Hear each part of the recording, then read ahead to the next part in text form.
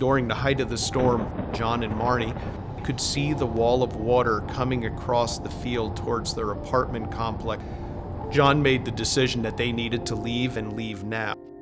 But when they got back to the apartment for the first time, they were able to go up to their second floor apartment where they could see the water line at the 4-foot mark on the wall. To consider that the French Broad River that sort of runs through all of this, at one point during the storm, they believe it crested at about 30 feet above its normal height. And that's what goes down through the areas like the River Arts District and downtown Asheville and the like. We knew right off the bat from this storm was that our school and our early childhood would be closed because we had no water.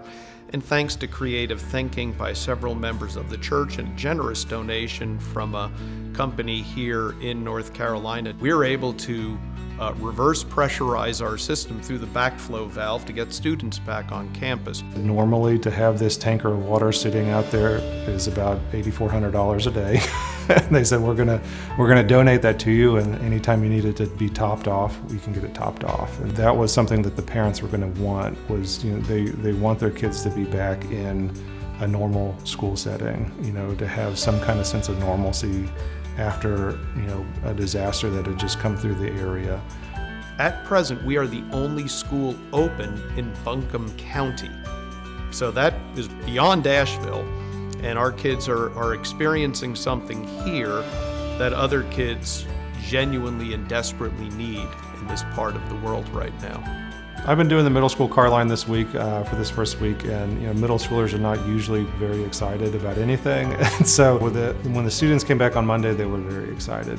In the first few days after the storm, and that was, I believe, Wednesday, Thursday, and Friday, we were feeding 300 people a day, both lunch and dinner, out of our church parking lot, along with distribution of all the supplies you could imagine, whether it be water, dry goods, medical goods, etc. Emmanuel Lutheran Church and School has been a long-time partner with Lutheran Church Extension Fund.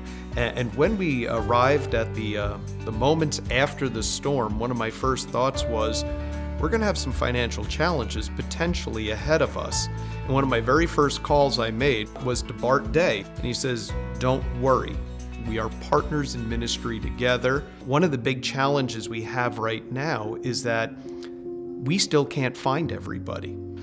Communities have been cut off because roads have been washed away, or bridges have collapsed, or the community is no more due to mudslide and taking houses away with it. And it takes my breath away to see how the church so quickly and actively mobilized to help this little portion of our church body.